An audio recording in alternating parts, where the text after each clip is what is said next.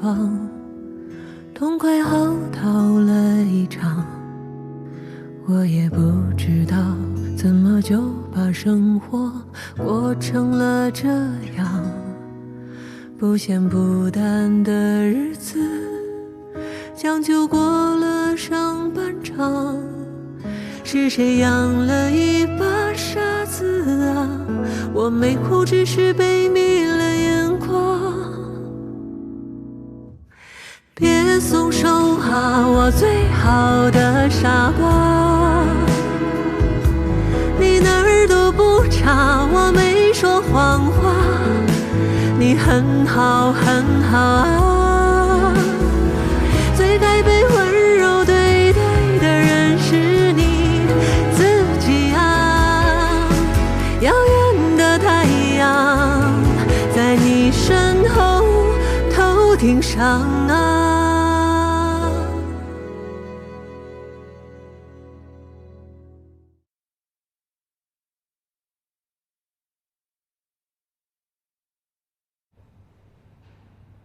我倒是记得上学的时候，你是说过你们家里已经没人了。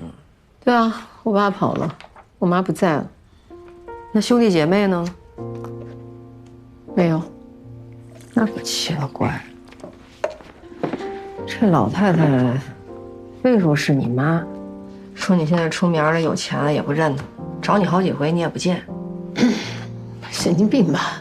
让她给前台留的电话，要不你打个电话问问？打什么电话啊？我案例这么多都处理不完了，我就一个疯老太太。哎，我觉得没。哎，康总，哎，资料收到了是吧？哎，对，就是那个制作人郭璇，你看过了吧？对啊。别瞎客气了，这两天有任何问题都可以找我啊。别不敢回家，你没做错事儿，也没有对不起任何人。把腰杆挺起来，理直气壮一点。回来了，乔主任。有事儿啊？有事儿。哎，咱们医院每年有那康丹草原小儿畸形再造预诊，你知道吧？知道啊。本来是小李要去，但小李他媳妇儿要生了，让我临时帮个忙。今天晚上飞机。预诊好事儿啊，跟我有什么关系啊？我儿子大蛋，我走了之后他害怕睡不着觉。那找阿姨啊。你不会想找我去吧？你儿子害怕，你找我去，那他不更害怕了吗？哎，不是，你看啊，这于公呢，你是主任，我是员工，你是不是得帮我料理一下家事啊？于私呢，上次你舞技那件事情真的耽误了很多我陪我儿子的亲子时光。于实际，我儿子大蛋特别淘气，一般人压不住他，就得你这种凶猛啊。哎，真不好意思，同事的私事我向来不参与。私事儿不参与，那上次谁妹妹结婚让我陪她参加婚礼啊？上次那是个意外啊，反正我带不了孩子。这完全是冲着康丹草原那些小儿畸形的儿童的面子，我才愿意帮你这忙的。听见没？啊，听见了。下不为例啊。好，我下次我就给你写一个表扬稿发咱们那官网上，标题我就写“我院爱心好主任为照顾员工家属困难以身相许”，好不好？你这以身相许？哎，你不跟我说你这次去就是1天半吗？到底多久啊？我将使用手段让大家教你啊。没电了。啊？大蛋，大蛋开门。为了维护世界的和平，为了防止世界被破坏，贯彻爱与真实的邪恶。可爱又迷人的反派角色，不在。吃了吗？你吃了？吃了。你俩还真是够二次元的。大蛋，过来叫阿姨。哟，把女朋友带回家了，这不还是上次那女的吗？别乱讲，这是我领导主任。哇哦！娃个头啊！这两天我出差，他陪着你。什么？爸，他可是异性啊！哎，咱俩想法一致，我先走了啊，拜拜。拜拜。等会儿，别走！我跟你说，我跟你没有谈判的余地，这两天听阿姨的。领导，如果一切顺利的话，2天我就回来了。2天？我杀了你！你不是1天半。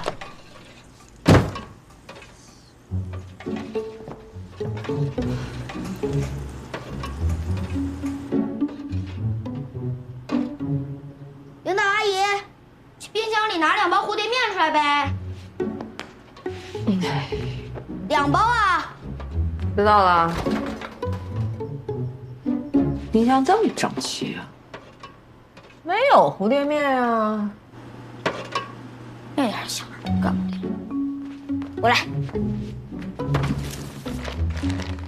不就在这儿吗？吴大阿姨，长这么大个眼睛有什么用？商量个事儿呗，别老一口一个阿姨了，你就不能叫声姐姐吗？你应该比我爸大吧？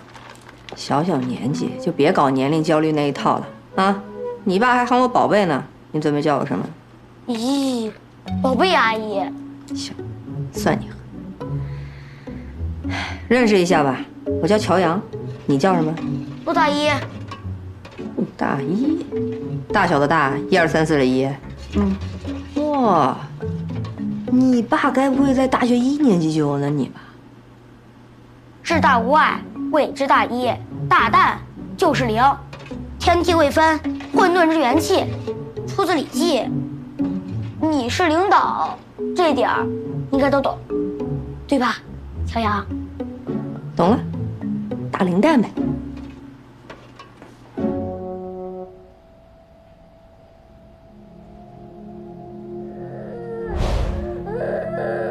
不是叫你凉一凉再吃吗？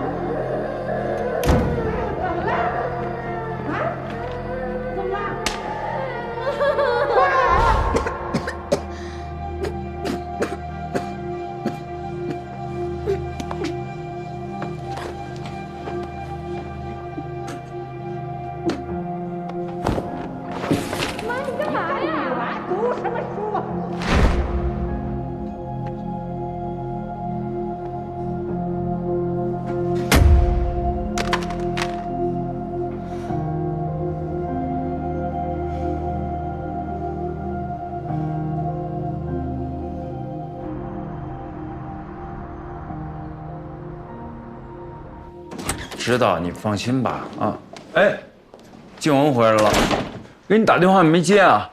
我手机摔坏了。哦，跟妈说2句。哎妈，文文，怎么这么晚才回来呢？你们怎么吃了晚饭呢？天天吃外卖可不行啊！你身体本来就不好，老这样要出问题的。你们好久都没回家了吧？上次你表弟结婚，你也没回来，大家都问你呢。妈啊，别说这些啊，最近静雯也挺忙的。妈，给您买的那个鱼油吃完了吗？哎呀，你买的东西我用不完，就是想你们。下次放假可一定得早点回来啊！哎啊，那你们慢慢聊啊。啊，儿子，我看文文好像不太高兴，你们是不是出什么问题了？没事，她就是最近有点累。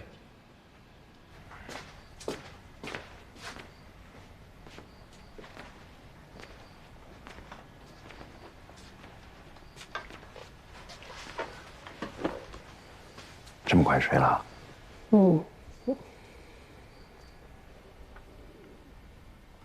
我在想，要不中秋节的时候，咱们还是回家一趟。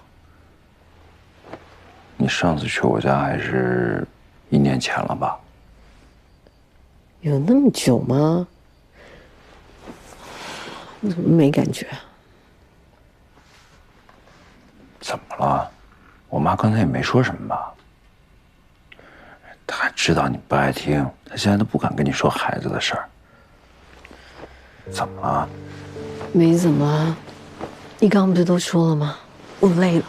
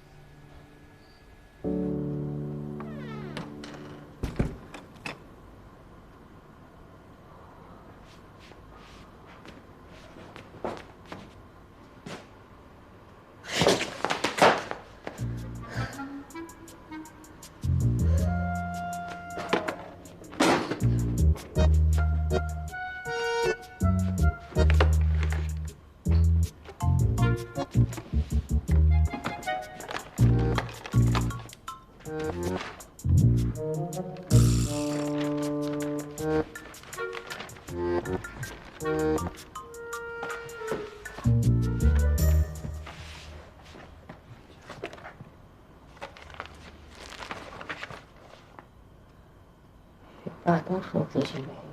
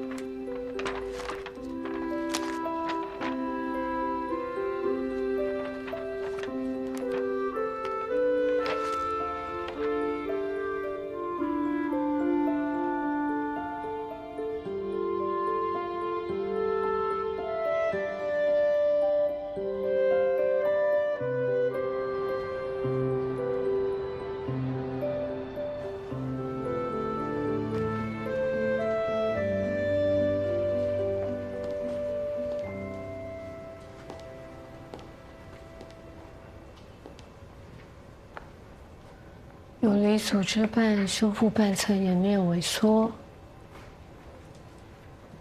学霸就是学霸啊！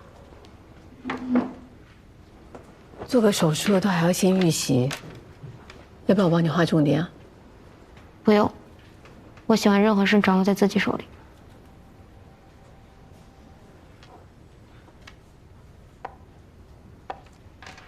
这是一家专门做3D 打印医疗器械的公司，是国内数1数2的。只要你同意在手术中用他们的产品，他们会提供免费的技术，还会给你一笔额外的费用。周医生，你为什么这么积极啊？因为我也想掌握我自己做的事啊。刘淼，我很理解你为什么对这个世界充满敌意。以前的我跟你很像，总是有防备心，说出来的话可能更具有攻击性。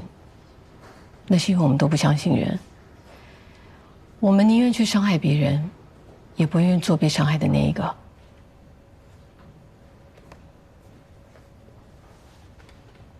自白，通过自我暴露的方式拉近与谈话者之间的距离，很入门的心理学。不过你想错了。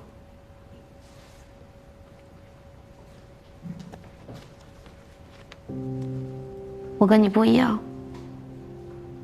你知道比人丑就要多读书更恶毒的话是什么吗？身残志坚。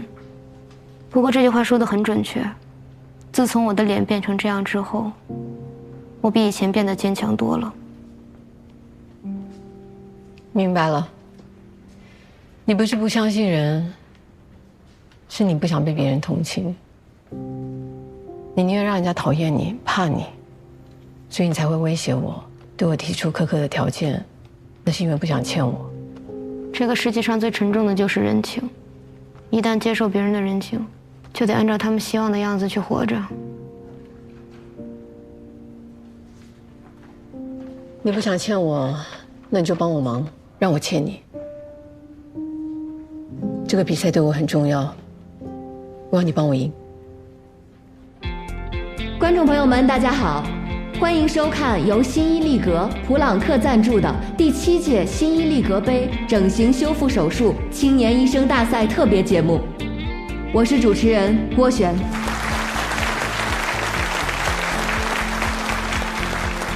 这个比赛啊，可谓是咱们整形行业每年一度的华山论剑，聚集的呢都是业内的顶尖高手。今天来到现场的是我们的第一组来自格木整形医院的2位医生，让我们掌声欢迎他们。大家好，我是格木的整形外科主任周静雯。大家好，我是格木的整形医生乔阳。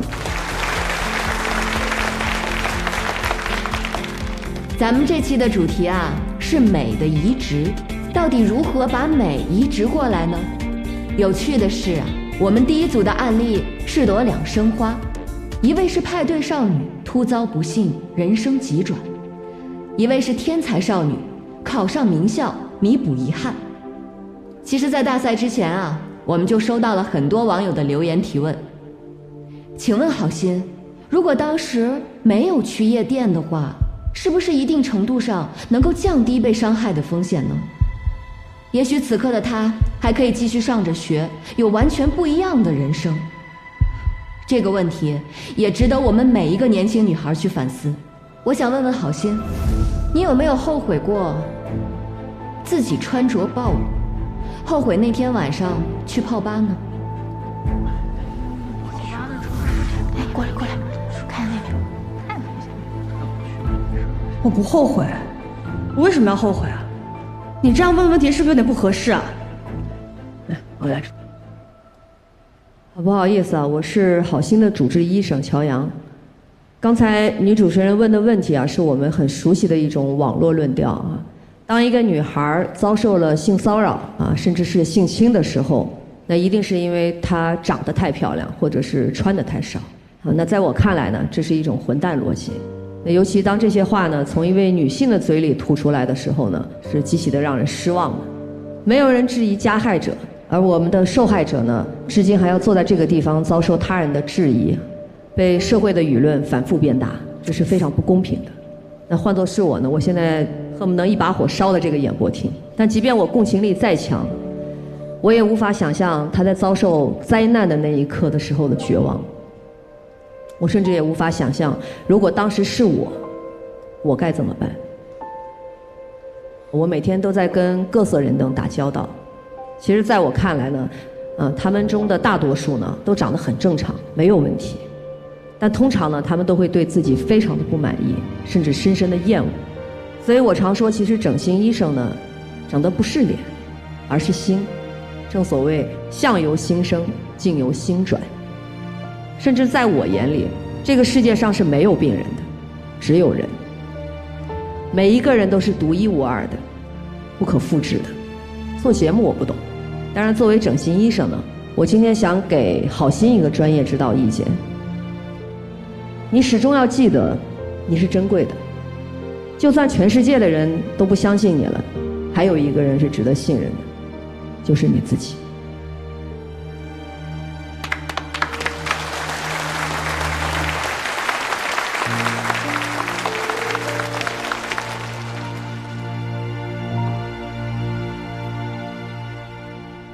别松手啊，我最好的傻瓜，你哪儿都不差，我没说谎话，你很好很好啊，别松手啊，最好的时候还没开始呢。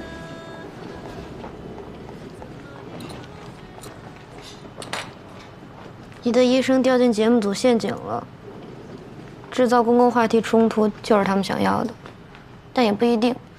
兴许他们就是有剧本，就这么演的，效果也还挺好。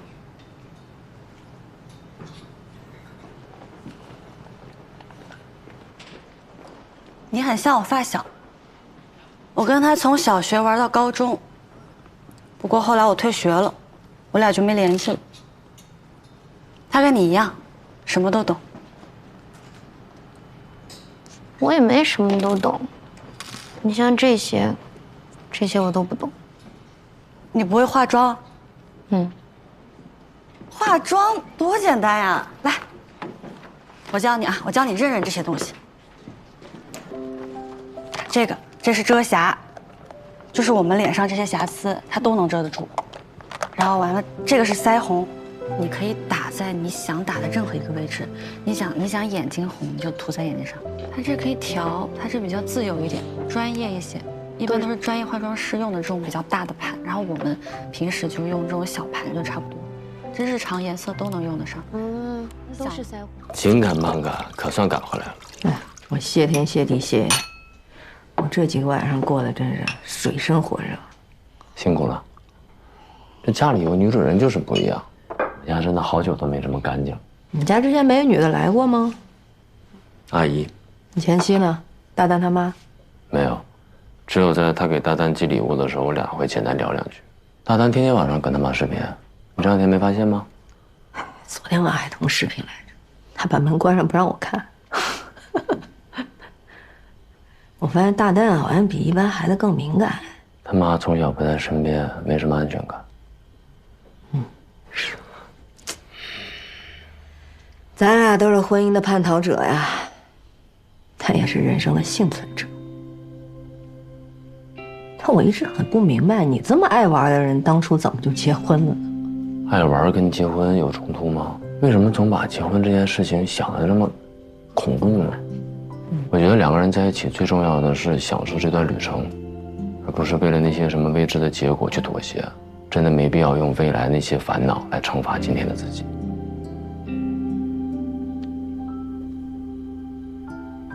但今天的自己，迟早会为过往的冲动买单。开完买单啊！人活在这个世界上，不就是为了那点冲动吗？冲动多重要啊！那陆大夫，麻烦以后你冲动的时候，能不能想想后果？我现在就很冲动，我就想冒犯领导，有什么后果吗？后果很严重。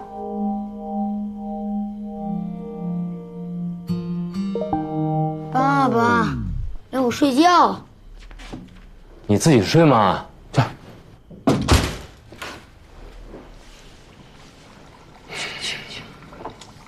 小孩子让他锻炼锻炼。哎，那干嘛非选经典锻炼？回头该恨我了，就你这坏阿姨。快点儿！来了，我先把他哄睡着了，等下再过来。干什么你啊？不是你自己睡吗？你爸忙，你没看着吗？啊？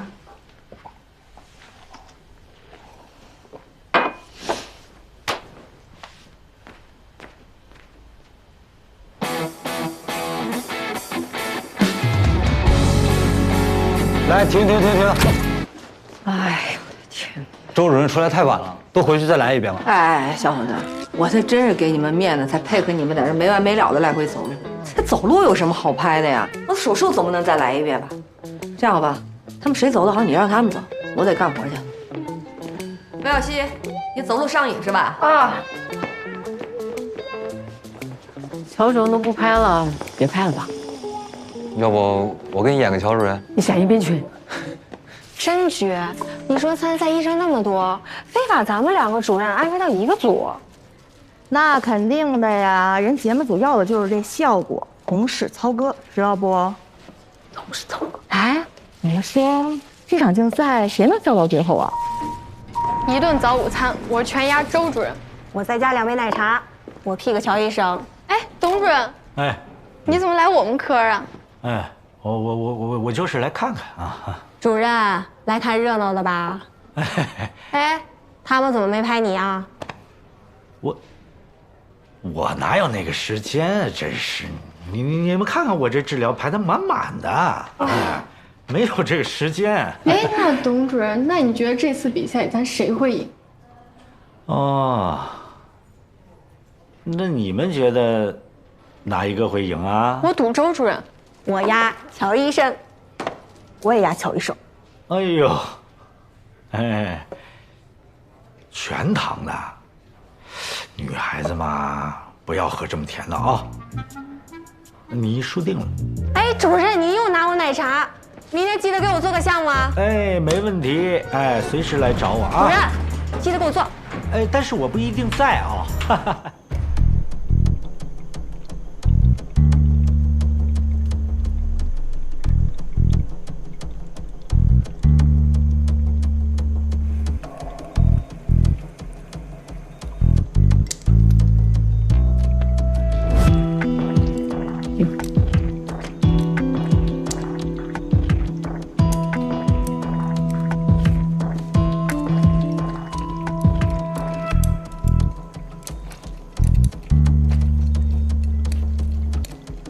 准备麦特波。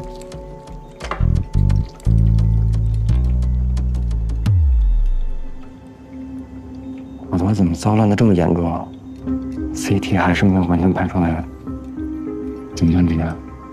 要不然先缝上。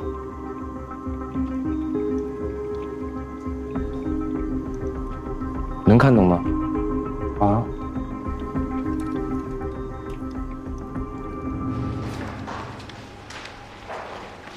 主任，报告出来了，血管收缩化成像。师傅，您看这儿，血管内膜增厚腔很窄，大概率会出现堵塞。动脉硬化闭塞及脉管炎啊！他这么年轻，怎么会这样？日常颜色都能用得上。都是腮红吗？病人可能隐瞒了吸烟史。那我们怎么办？取消手术，你先去通知郝鑫。师傅，我们准备这台手术准备了这么久，我不甘心啊！取消就取消了，一个破比赛还能比病人的命重要？不好意思啊，二位，你们先喝杯咖啡休息一下。里边是不是有什么事儿啊？没有，我们商量点事儿啊，谢谢。为什么？手术为什么取消？不是你们谁能给我解释一下吗？问我呢？李总，你给解释一下呗。不是，这段要不然先不拍了吧？你现在这样是不是对我们医院形象不太友好呀？你们耍我呢是吗？把糟烂的骨头磨掉，再接上3D 骨骼呢？这3D 骨对不上啊，跟当初我们设定的面部形状不一样，做出来又不好看。你怎么来了？我们出点小意外，手术取消了。你们怎么样啊？面部骨骼糟烂情况超乎我们预期，3D 骨骼也完全无法吻合。可以先把这个糟烂骨头切掉，取肋骨的第7类跟你这个3D 骨骼配合。可以这样，但就是恢复时间比较长，估计赶不上他开学了。我们签了手术协议，必须在开学之前出院。你找家属重新签字，顺便把泰丁泰王还有肋骨截骨包拿来。哦。加强麻醉的时间。小杨，你去扶我袖长。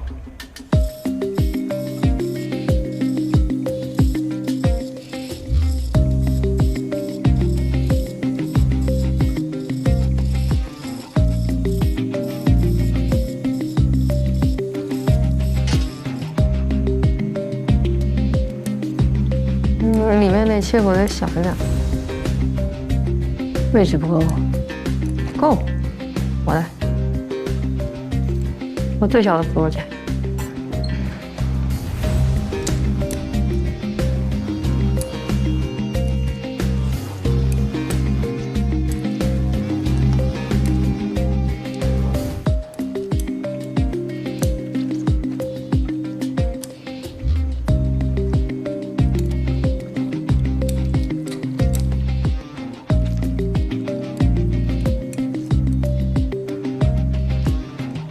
红鹤看你了，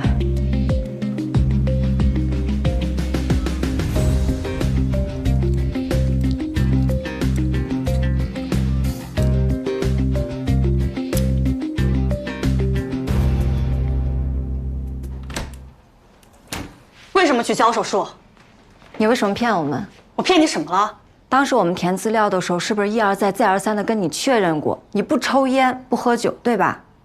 现在报告出来了，你的血管内膜增厚腔很窄，就是因为你抽烟，所以我们这个手术做不了了。这不可能，我从来都不抽烟。但我在你的化妆台上看见了一个烟盒。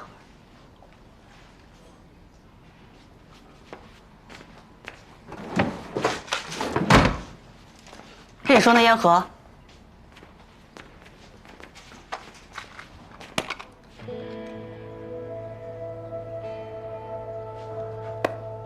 特写特写，拍我，拍我！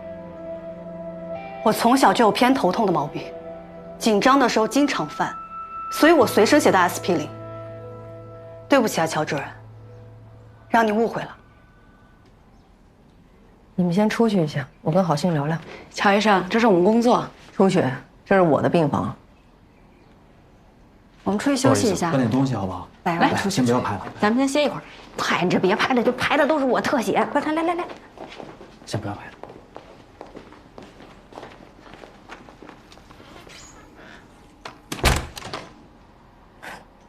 确认是我搞错了。你没错，我是问题少女嘛，你会这么想很正常。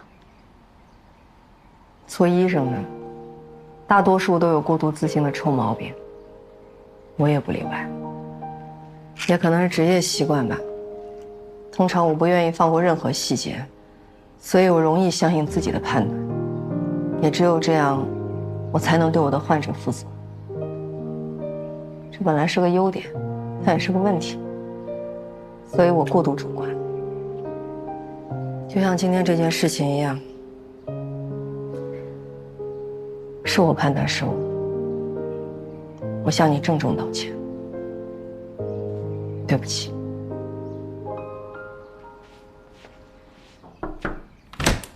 不好意思啊，我就问问咱们这边还要聊多久？手术应该还能做哈？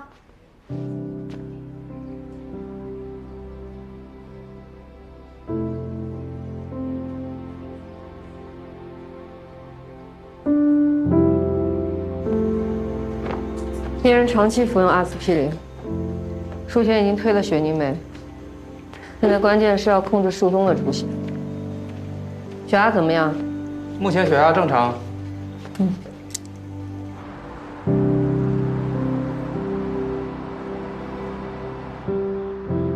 皮瓣移植以后，首要关注的就是并发症。第一晚的这个护理呢是尤为重要的啊，需要1个小时或者2个小时，就要去看一眼，确认一下皮瓣成活的情况。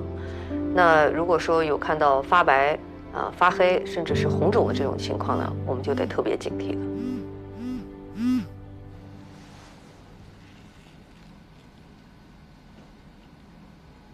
皮瓣颜色发白，明显是供血不足，有没有可能是血管底部处理问题啊？不可能。诶，醒了？你们怎么都来了？出大事了？没成活吗？你平时是不是有往一侧睡的习惯？往右边。难怪，这就跟我们压着手睡手会麻一样，所以会供血不足。你看魏大夫多紧张你，咱们为了更好的恢复，从今天起不许侧睡了。你的任务就是躺平。平躺着我睡不着啊。是吗？那把你那个临床医学导论给他拿过来，那可是本好书啊，谁看谁睡着。医学伦理学效果会更好。是吗？那一块拿过来吧。秒睡，秒睡，都打呼噜呢，你看。那我觉得还是药理学厉害。伦理学，哎呀，那仨字我一看我就。伦理学你听一听，什么半秒谁都不用1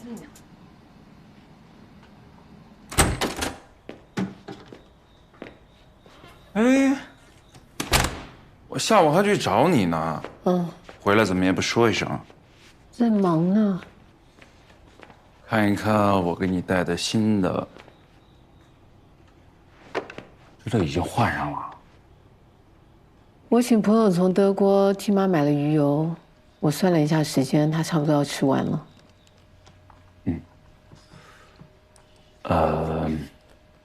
妈那天其实也不是故意跟你说起那个，只是正好算起来，咱们俩结婚到现在，你也就过年的时候回去了3次。他和我爸后来还专门跟我说让我不要再跟你提这个，怕给你压力。你结婚的时候，你说你们家人走得早，家里只剩你一个。我妈当时就说，今后咱们家就是静文家，她做什么事情我们都要支持她。这方面最近做得不太好，你别介意啊。要不这样吧，中秋节我们提早2天回去，先陪陪他们，我们再去度假。这件事情我们回头再商量。怎么了？我其实想知道你是怎么想的。我总觉得你有些事情在瞒着我，就像你退学那件事情，说实话我真的不在意。但是静文，我们是夫妻，我们应该坦诚。我不希望你有什么事情瞒着我。行，以后什么事情都告诉你。手机你要不要看？这太没诚意了吧？看啊。新手机里边能有什么呀？我可得把这个机会用在刀刃上。随你啊。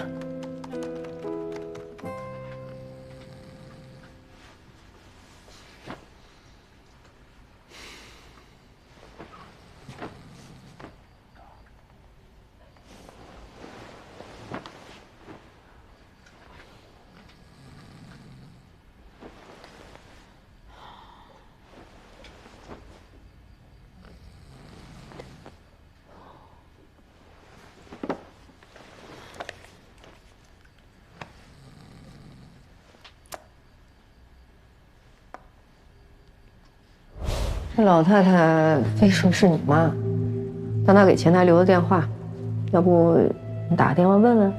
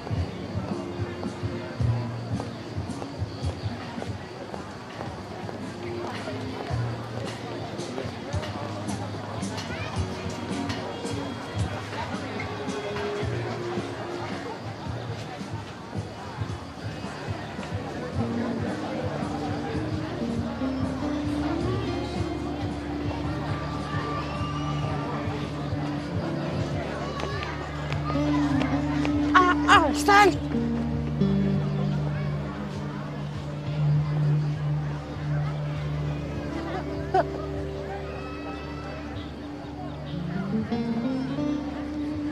你们什么时候回荣川的？周凯呢？怎么没跟你一块儿啊？你谁呀？你花了那么大功夫来找我，不认得我了？啊，文文，真漂亮啊！我认得你呀，我在电视里看见你了。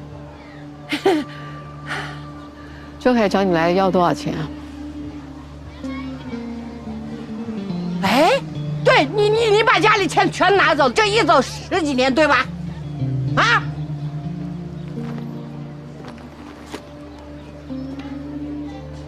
这卡里面有10万，密码在背后。我当初离家的时候只拿500块，现在连本带息的还你。你跟周凯说，以后别来找我，我不欠你们的。哎，文，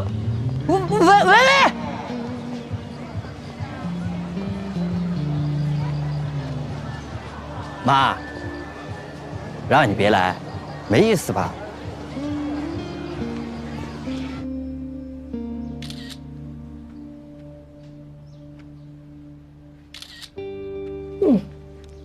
恢复的真够不错的，漂亮死了，大宝贝儿。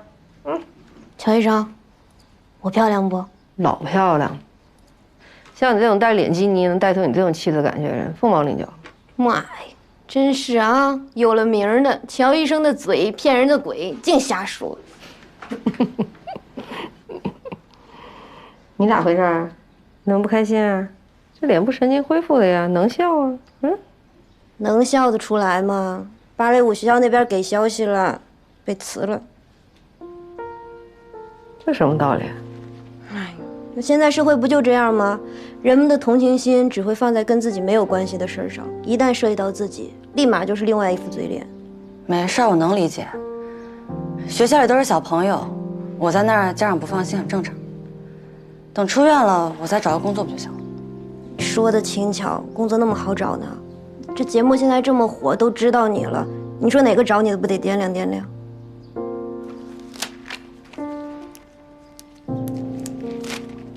我想给你注射的是玻尿酸，为了让你两边脸颊比较对称，这才是中小考吧。等到半年1年恢复的差不多，就给你脂肪填充，就算正式毕业了。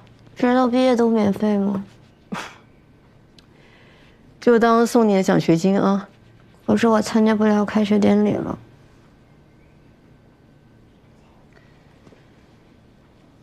很抱歉，我承认是我违约了。我还有一件事情没告诉你，你的手术是我跟乔医生一起做的。看来你是赢不了了。Hello， 早，小溪。啊，萱姐，美式还是拿铁？哦，拿铁就行，谢谢。您是来找乔主任还是周主任？找你。尽量不说话。好。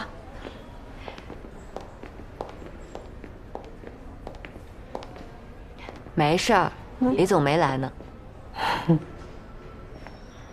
刘淼那台手术本来都暂停了，我们团队退出之后又完成了，这也太神奇了。怎么完成的呀？你跟我说说呗。哎，萱姐，刘淼他是周主任的病人，具体的情况我也不是很清楚。小溪，你别多想，我呀就是听他们说这台手术有彩蛋，就想从你的视角听听这个故事。萱姐，您看啊，这件事情有2个主角，一边是我师傅，一边是我老板，您别为难我了，我在背后说什么都不合适。理解。这毕竟也是个比赛，你总有你自己的立场吧？我的立场就是希望我师傅赢。你们医疗圈还真有意思。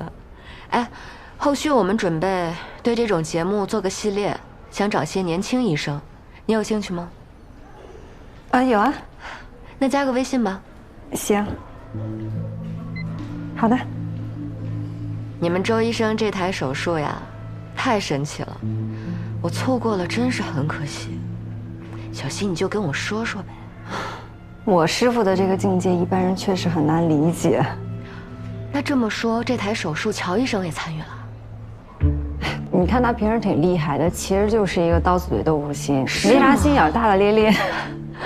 怎么个大大咧咧啊？哎，小溪，到点了还不上去啊？你先上。好。那这样你先忙，下班了咱们再聊。到时候我喂你啊，拜拜。哦，好。